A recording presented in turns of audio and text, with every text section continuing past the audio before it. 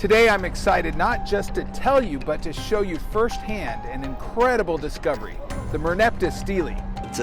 The Giza necropolis is a planned project. It isn't just pharaohs who came and put their pyramids haphazardly and then built the Sphinx.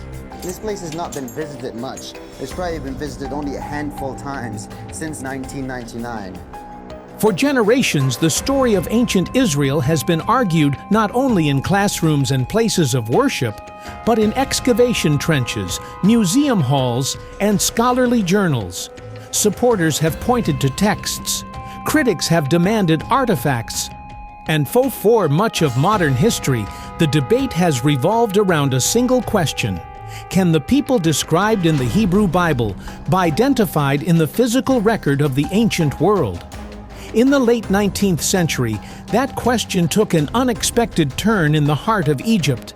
This is the story of one stone inscription, over 10 feet tall, that quietly reshaped biblical archaeology and continues to anchor one of the most important historical discussions of the ancient Near East. The journey begins not in Israel, but along the banks of the Nile. In 1896, British archaeologist Flinders Petrie was excavating the mortuary temple of Pharaoh Merneptah near modern-day Luxor. Petrie was already a respected figure, later regarded as the founder of scientific archaeology. He had spent decades refining excavation methods, insisting on careful measurement, stratigraphy, and documentation at a time when many excavations were little more than treasure hunts. Yet even for Petrie, this site appeared unremarkable. The temple complex was damaged, looted, and architecturally unexceptional. Petrie himself later wrote that the site was disastrously dull and nearly abandoned before completion. Then, in the final corner of the excavation, his team uncovered something unexpected. Lying partially buried beneath rubble was a massive black granite stele, an upright stone monument, standing more than 10 feet high and over 5 feet wide, covered on both sides with densely carved hieroglyphic text. Petrie immediately sensed its importance.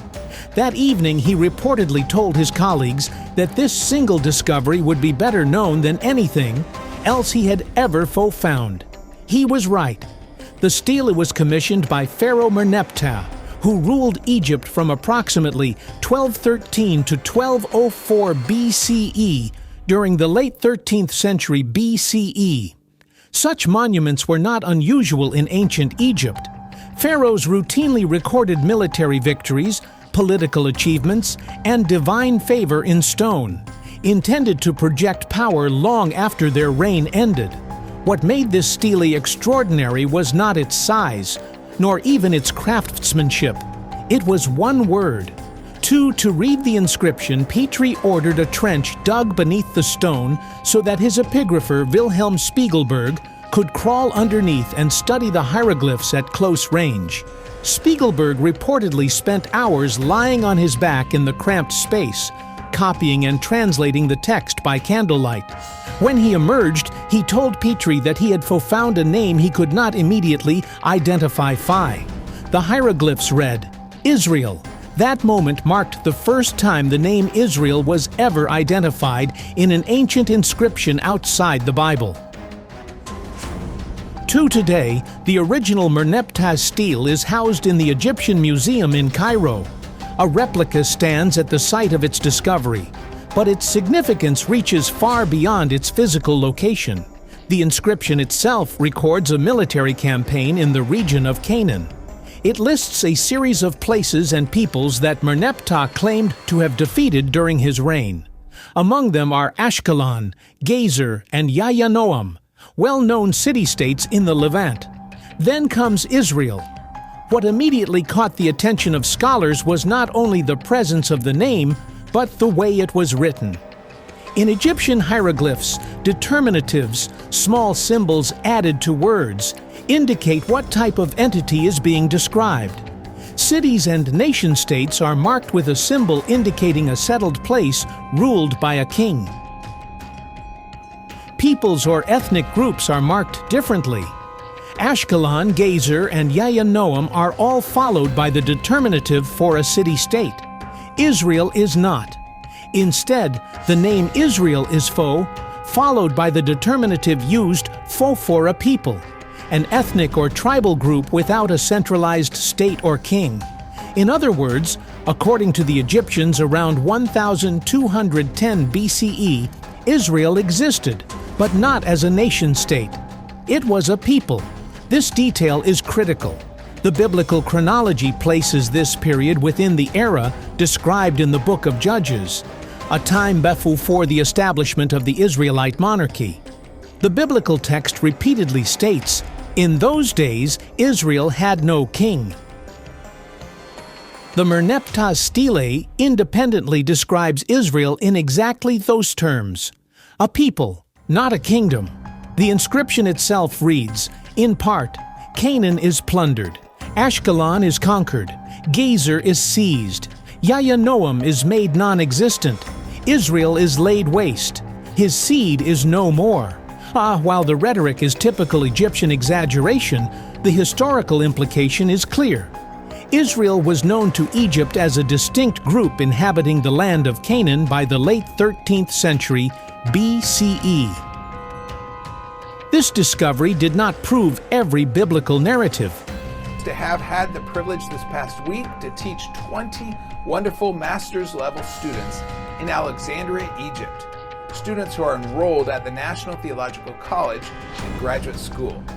It did not confirm the Exodus, the conquest accounts, or the exact movements of tribes, but it did something equally important.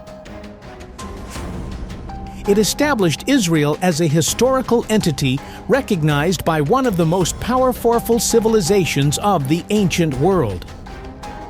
For biblical archaeology, this was a turning point. Until then, critics had argued that Israel may have been a later invention, a retroactive identity created centuries after the events described in biblical texts. The Merneptah Stele made that argument far more difficult to sustain. The name Israel was not a late literary construct. It was present in the geopolitical reality of the late Bronze Age. Equally important is what the Stele does not say. It does not describe Israel as a city. It does not associate Israel with monumental architecture or centralized administration. This aligns with archaeological evidence from the highlands of Canaan, where small agrarian settlements begin to appear during this period. Villages rather than cities, lacking palaces or temples, but showing cultural continuity distinct from surrounding Canaanite centers. Taken together, the inscription and the archaeological record suggest a gradual emergence of Israel as a people, not a sudden military conquest or imperial expansion. Over the past century, the Merneptah Stele has been re-examined repeatedly using improved imaging, epigraphic analysis, and comparative linguistics. Metal fittings was that on one side, the loop looked like it was corroded.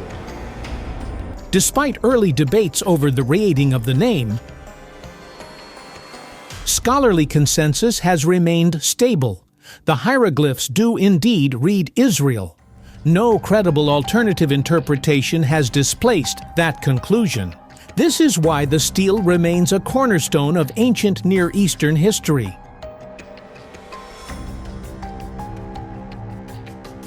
It is not valued because it supports belief, but because it anchors discussion in data. It is one of the rare moments where text, archaeology, and chronology intersect with remarkable precision.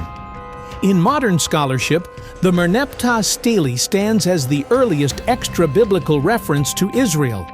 Later inscriptions, such as the Merneptah Stele from Moab and Assyrian records mentioning the house of Omri, would follow centuries later, describing Israel as a kingdom.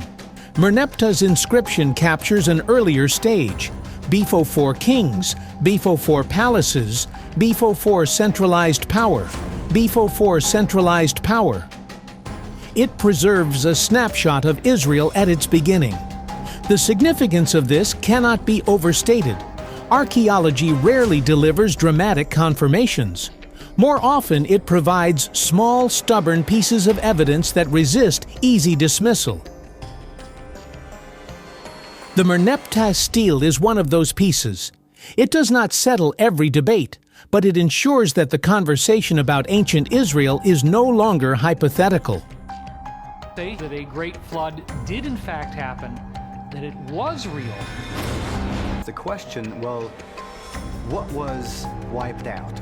Could it be that it was an incredibly advanced... By 1210 BCE, Israel existed, not as myth, not as theology, but as a people known, named, and remembered by Egypt itself. And that single word carved into black granite, continues to speak across more than 3,000 years.